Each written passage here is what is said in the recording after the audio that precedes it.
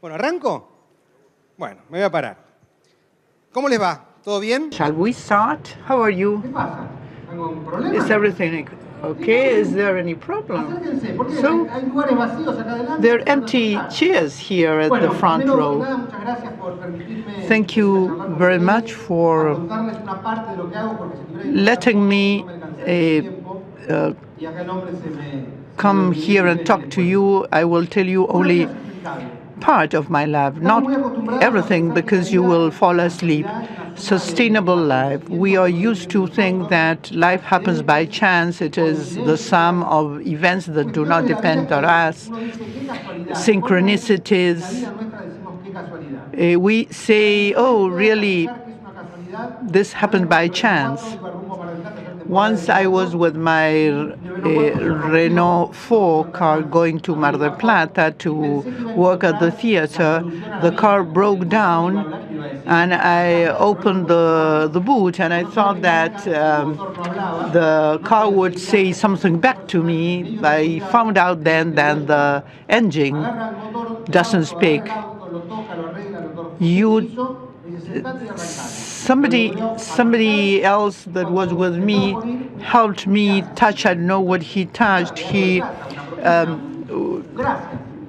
said, "You try and start your car again," and the car started. So I wanted to reward this person with some money, but he didn't accept the money because he said, "I don't do things for money. I do this because I hope that if I meet you again sometime, you will help me back."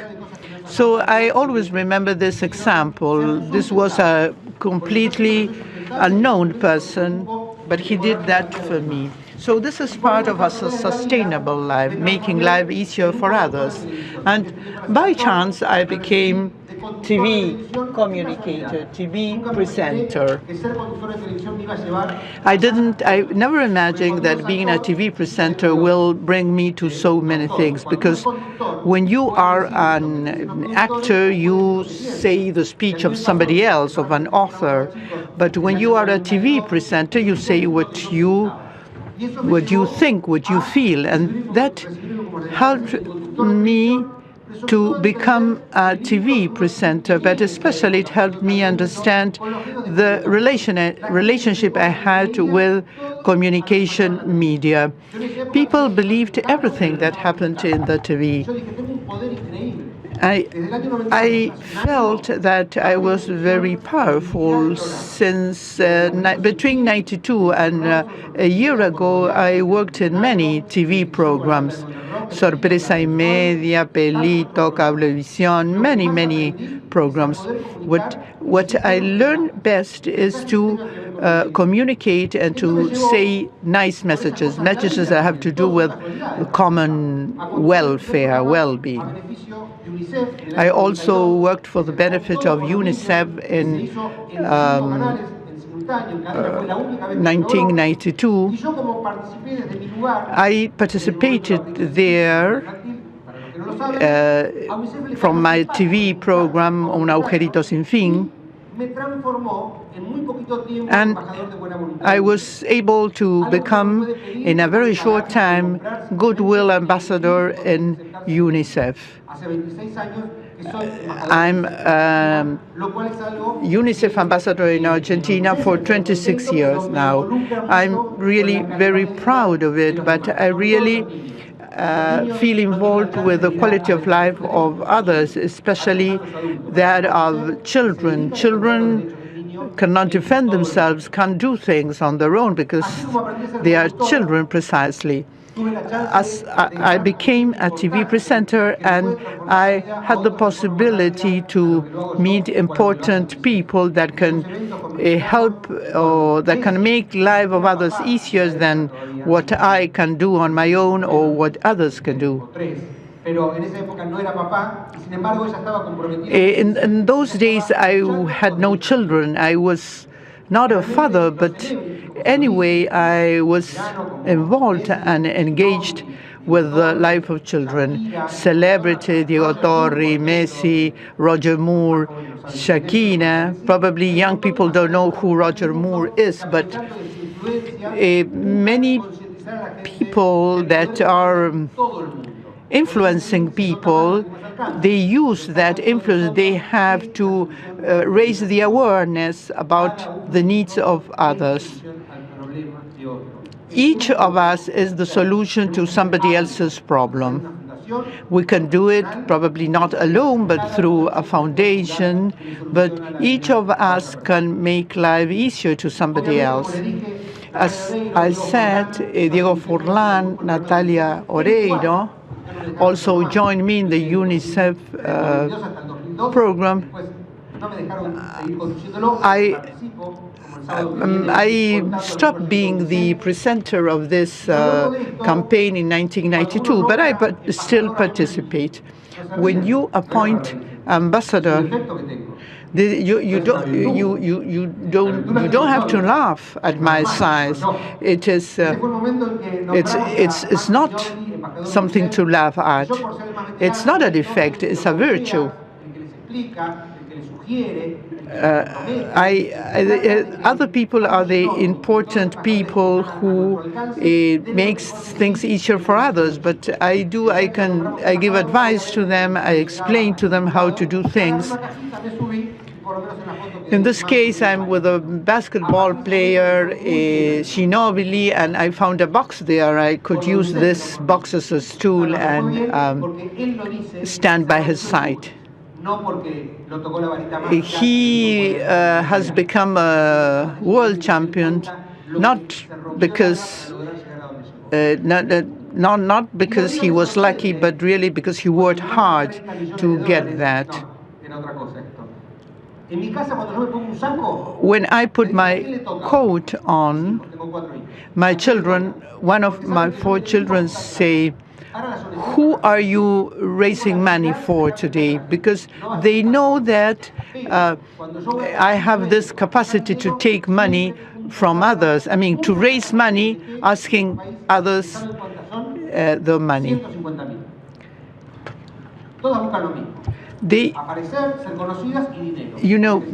Many people, unluckily, the only thing they want is to be in TV, to become famous, and then they disappear. So one of my children asked me, how much money you raised in your life? I don't know, really. But I tried to make that estimation, and I came to $30 million. So I spent the whole year working for the foundations and raising money. I've been 20 years UNICEF Ambassador, and I think of a different way of raising money.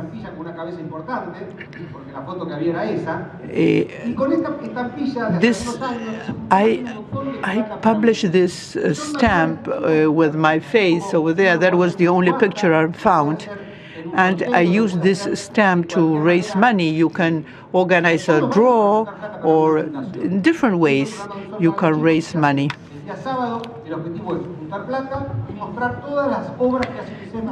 The objective is to raise money and to show all the things, all the charity that UNICEF conducts throughout the year, and so people know that the money was used for a destination, for an objective that makes sense. The objective of this campaign is 5% of your time to change 100% of the life of somebody that needs it. So think that with only 5% of your time, you are meeting 100% of the needs of somebody else. Both of us wanted to write a book, and we realized that that our two books could live together. So with Andy Freire, we wrote these books together, and the money raised with this book will be given to the NGOs mentioned in this book. This book became a sort of cooperation manual or solidarity manual. These are the social experiences that both Andy Freire and myself had in our lives. You can buy it through internet, and it's an easy book. It's an easy to read book. For different reasons throughout my life, I raise money because that's what they call me for. This is the best thing I do, and this is the need that foundations have. Apart from playing rugby when I was a young boy, I also faced sport challenges as crossing the Andes mountain range. I did it for the first time in 2002, and when I turned 50, I said, I'll try if I can do it again. This crossing the Andean range was really an opportunity. You have to train yourself for quite a long time, but with a good training you can do it. The problem that I had is that I have an ankle strain in the left ankle is the strained ankle. But there were 92 kilometers left. I had two options. I could give up or I could continue. And I said, I trained so much and I insisted so much in doing this that I won't give up. I will continue as much as I can. Somebody that was running with him takes out a painkiller, and he gave me his painkiller, and the first 40 kilometers, I completed the first 40 kilometers thinking that I was about to give out in the next kilometer, but I was able to complete it. I thought that next day I would have a swollen ankle, and I found that that was not the case. So I did the extra 30 kilometers, and on the third day, the same happened to me, and I was able to complete the 100 kilometers. I'm telling you this not because I'm a great athlete, but there is a strength that human beings have. We all have it, but we don't always use it, and this is will, being convinced and persuaded that we can do it. If we can't, we will realize, we will find that out sooner or later. But we all have this will, this willingness to do things, and this is what happened to me. And talking about sport, in 2008, it occurred to me that I could climb the Aconcagua, but this was not my idea. It was the idea of a group of producers who said, shall we climb up the Aconcagua? This has never been shown in TV. So we made a reality show. The Aconcagua is 6,000 plus meters high. We trained. The climbing the Aconcagua takes 15 days. I was convinced that I could do that physically, but I knew that we had to complete the reality show. I mean, this was sort of our commitment because money has been invested, conversations had been held with the people from the TV broadcast channel. But day after day, the participants gave up because they broke down or because it was too high. The only one that almost reached the summit, it was me. I stopped 300 meters away from the summit. And somebody told me, or I told myself, probably you can complete the whole climbing, but probably you won't be able to come back. And I said, I will come back because I want my children to know what I did. And this is 10 years later. Why am I at the summit 10 years later? This is a cooperation the project. And in March this year, I set to climb the Aconcagua for the benefit of the Fundación Basigalupo. Pablo Gesino, Fabricio Berto also participated, Ezequiel Baraja, his Spartan. A Spartan are those who leave jail after being sort of reformatted in jail. Silvio, who's the captain of the blind soccer players, the bats, los murciélagos. And 10 years later, I reached the summit, and again I broke down 300 kilometers away from the summit. The difference that somebody here told me, you still can. And in spite I was not feeling well, I believed him. If I can, so I can. So I tied myself to this person who told me I could, and I completed the 300 meters left. I completed the climbing. They tied me because I sort of feel like fainting. I had no oxygen in my head, so I was not feeling well. That's why this is the way I reached the summit. Ezequiel Baraja and myself are the only two who were able to reach, and thanks to that, the Basigalupo Foundation received 1.3 million pesos. The will and what I had in this second climbing, which I lacked in the first climbing, was this spiritual support. You can attribute that to any religion, but I prayed for 15 days not to reach the summit, but really so we all had a good experience, to come back in a good state of health. So after 10 years, not because I'm a religious person, but because I wanted to achieve this goal, we reached the Aconcagua summit. Talking about sustainable life, you know that in Argentina we have more than 5 million people that don't have drinkable water. I founded a company which is called Agua Segura, Safe Water, to provide water to all communities in our country. With this, I have just left this company, but the company is still on. But we changed the life of many children with will, with technology. Technology is fashionable today. Technology makes sense when it helps human beings. Otherwise, it is only technology. Here, what I'm carrying is a plastic filter that manages, it can filters 100 milliliters of water. And in a very short period of time, it provides pure water to families that need drinkable water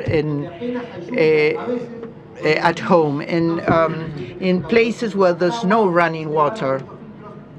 With these filters, any kind of water can be filtered and purified, even the water of a pond. Thanks to this company, I got to know the reality in my country. I was able to reach, or I reached as many rural schools as I could. Safe water, drinkable water is a right, no matter who gives us that right. You might wonder, what has this to do with this meeting?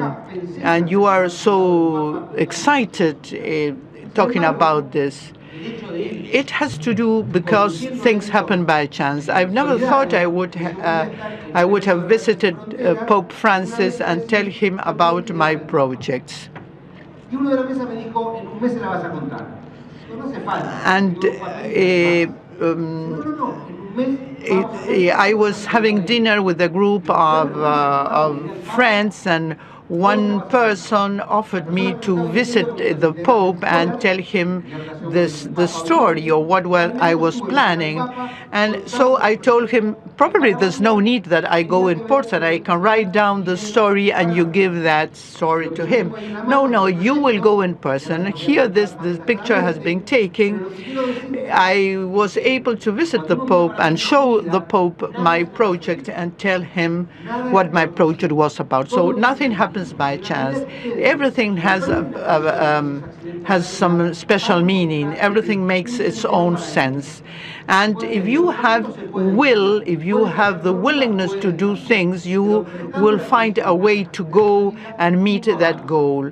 Of course, things can change, but you will get there. If we commit, we can change things. That's why we created a company, a different company, a company that was created to help. How? Through a water called awareness, so that we all become aware. Awareness is water, because awareness is transparent. Se me congeló el agua. Es por el Aconcagua. So the water got frozen. So shall I continue, or can you start the video? No veo las enseñas. Hermano, yo miro para allá, no siento que mira para allá. Por esto que mira para allá. ¿Sigo? Bueno.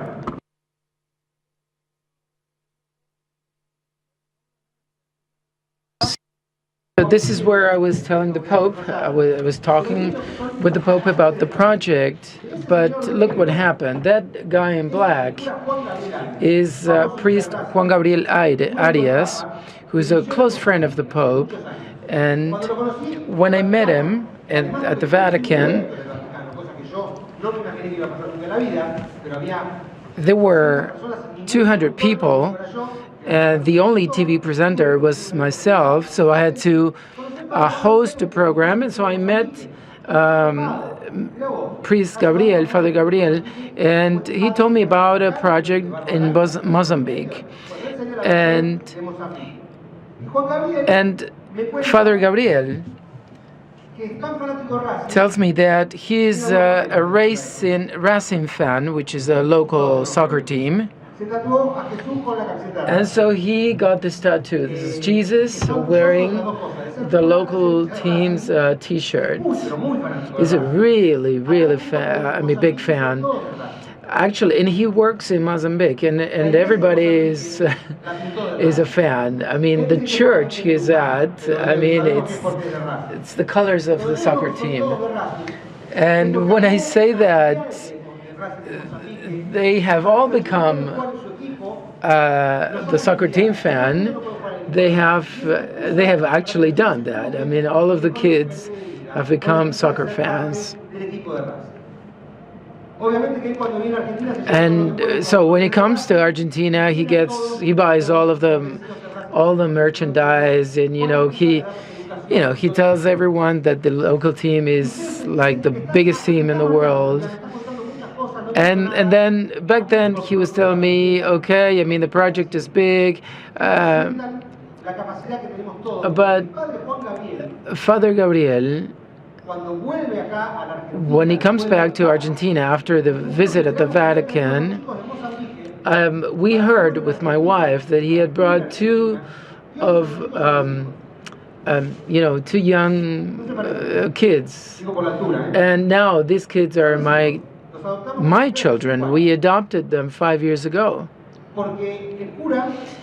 Because when the priest said, well, I have to go back to Mozambique, I don't know what to do with these two youngsters. Even though, I mean, they go there, they go to a restaurant, I mean, he got everything covered, but they didn't have any father and mothers. So I said no to myself, and my wife said yes.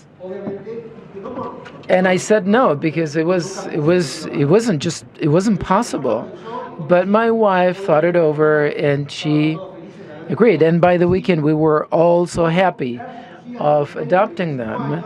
And adoption is I'm the tutor actually, but they're graduating this year. They have studied at one of the local universities. One of them will go back to his country. The other one doesn't know what to do. I call him Mandela, and I have these two kids now.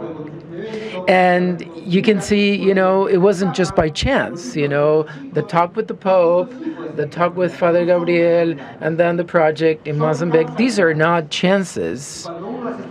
And when you hear them, when you pay attention to them, this is what happens. So a business that doesn't make anything else than money, it's a poor business. It has to do with this water. I mean, this water that we decided to put together, we were just 4 people. And this water, if the video is okay and runs smoothly, then we will be able to see what it is.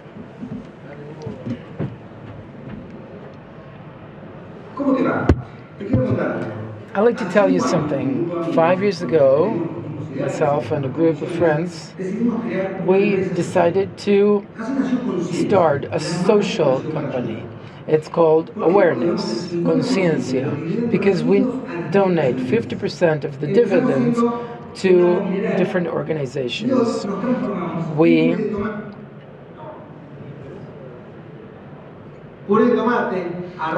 So we started producing water, mineral water, drinking water, now tomato.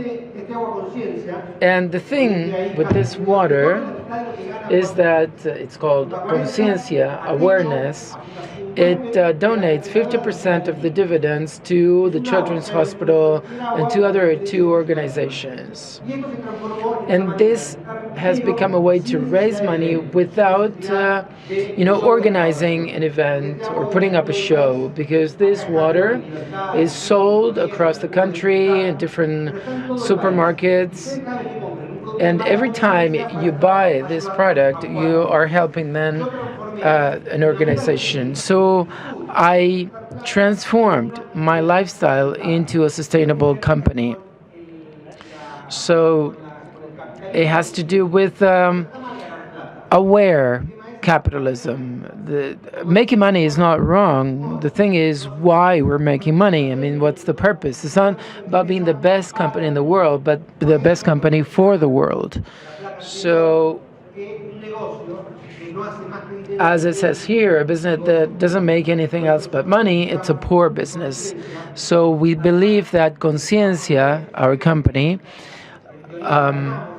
we are making money, of course, but then because we use that money to manufacture new products. I mean, we're making a rich business in terms of sustainability. It's water, it's tomato, sauces, different products, so people have an opportunity to choose to buy a sustainable product.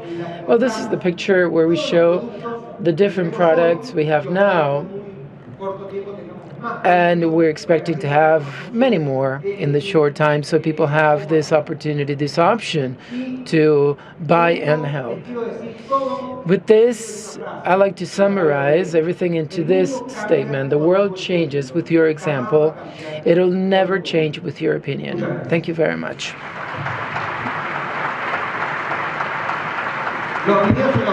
Well, I owe you the video clips. Anyway, they are on the websites and the social networks, but it's not a big deal anyway. The video just showed what I ended up saying. So I'm all ears to your questions, this magnificent audience. Well,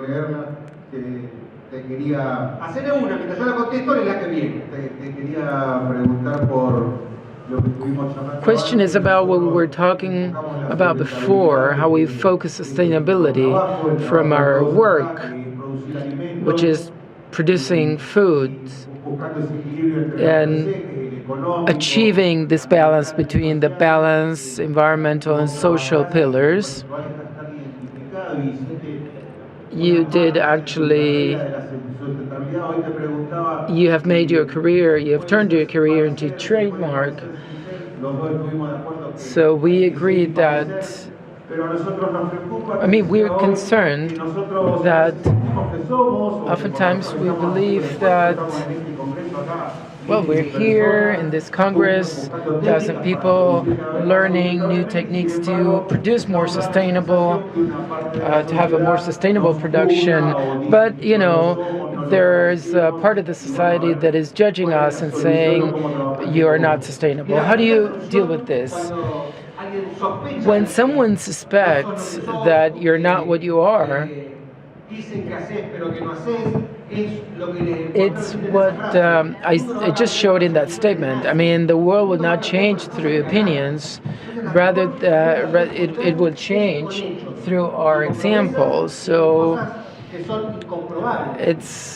this has nothing to do with promises, but rather facts. And there are many things to do. And in terms of sustainability, there isn't any selfish, I mean, being kind to others is good, and I'm very happy with what I do because I'm always thinking of how to help others, how to improve their life, their quality. Sometimes, well, I cannot, you know, reach to everyone in Argentina, but if I at least can help one person, that would be enough. We oftentimes don't do that because we consider that just reaching one person is not enough, but maybe that person will can eventually graduate, become a doctor, and then help others. So we don't have to think, you know, of the whole humankind, but at least one person, 2, 3.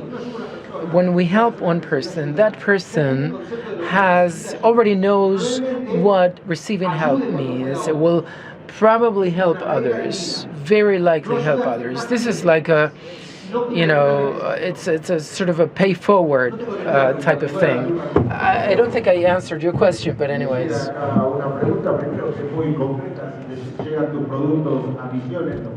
Do your products, are your products sold in Misiones province? Well, I don't know. Since this is all new, we just started with foods in March, so we're slowly launching the products into the different local markets. What was your best your top personal achievement?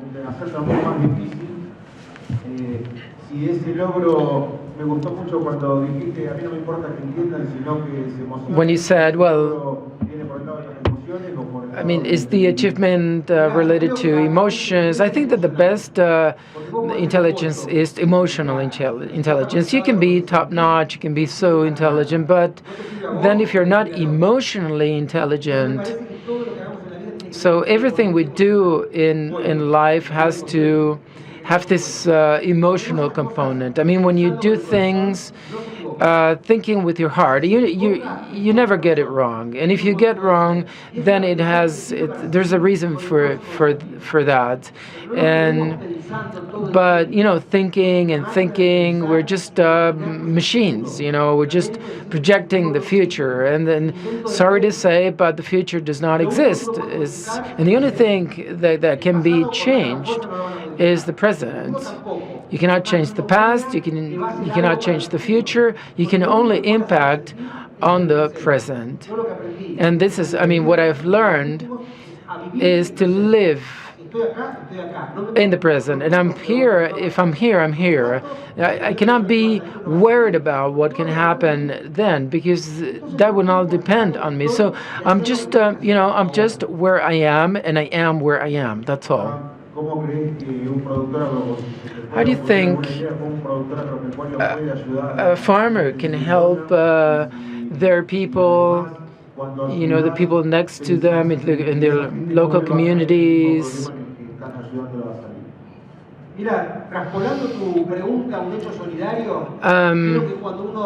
you see, sometimes when you donate, whatever, $10, whatever you donate, you just want to know what the other person is going to do. It is not our responsibility. I mean, we're not responsible for what they are going to do with what we give them. And if that person makes a mistake with our donation or whatever, it is their problem. It is their responsibility. This doesn't mean we have to stop, giving to others or being kind. I mean, that is our experience, and what they do with our experiences becomes their experience. So I think that the best way to help somebody, be that a workmate, is to do things the best way possible, and that is not always earning a lot of money, maybe not being the best seller or the best company in the world, but being the best for that particular project, for that particular person. It's about selling better, not more. So I think the best way it's not about thinking how much I sell, how much I earn, but how I sell and how I earn, how I make money, because your whole perspective changes. A lot of the things I do them for free, and I give my time, but I feel like I'm a millionaire because I get many things in exchange. People get emotional, not the case today. I mean, many people thank me because they said they began to help others because, I'm sort of an inspiration. I was an inspiration to them. I think what we have is the willingness, the ability to do things. We are not,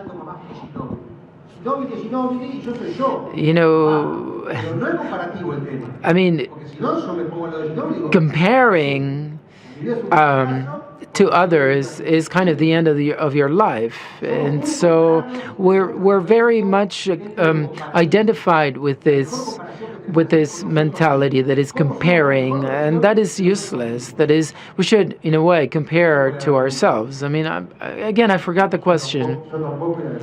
Well, I forgot the question myself, and I have so many. I mean, there are many questions. They're asking for the videos. If you go to Instagram, for example, Twitter and Facebook, you'll see everything I say is my daily life, and it's reflected on the social networks.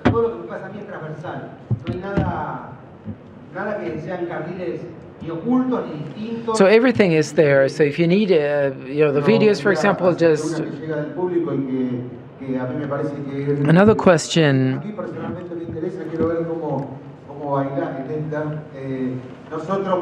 We are always concerned about sustainability, of this lack of understanding. Somebody is asking about your vision. What's your vision about ourselves? Sad. I mean, you look depressing. I mean, what's going on with you? Do you have any problem? Any serious problem? The only problem in life, I mean, those applauding have the problems, or it's the only problem is health. Everything else are just slight issues. But we like to have this kind of a tragic way of thinking, sort of dramatic way of looking at things. But these are not problems. I mean, just think about it. We don't have problems, but we create problems projecting into the future. So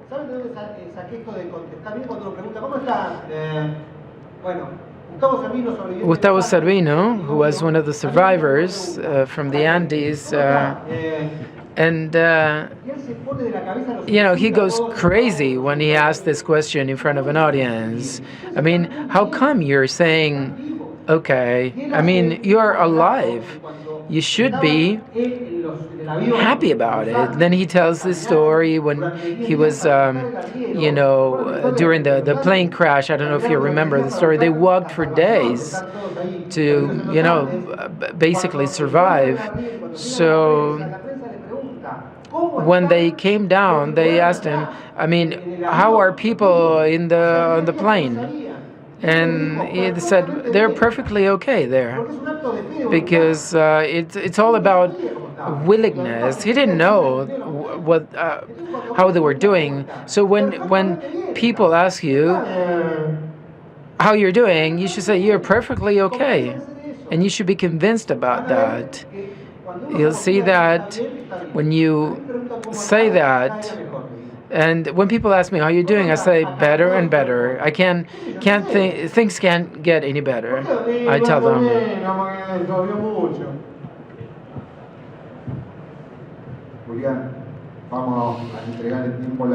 Julian, we should be wrapping up. Are you really happy? I mean, I cannot feel that. I mean, you're not conveying that.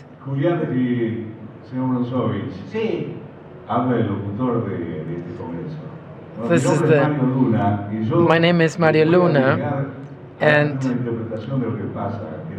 I'd like to say something. I mean, what's going on? I think that we are all silent because of what you have just shown. Being helpful.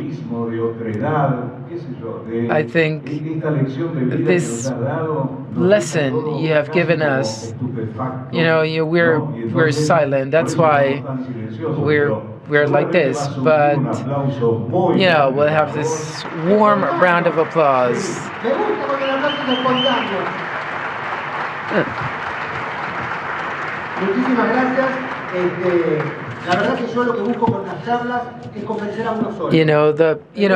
My objective is just to persuade one person. Just by persuading one person, by improving a little bit or thinking about the others, I think I have accomplished my mission. Thank you very much.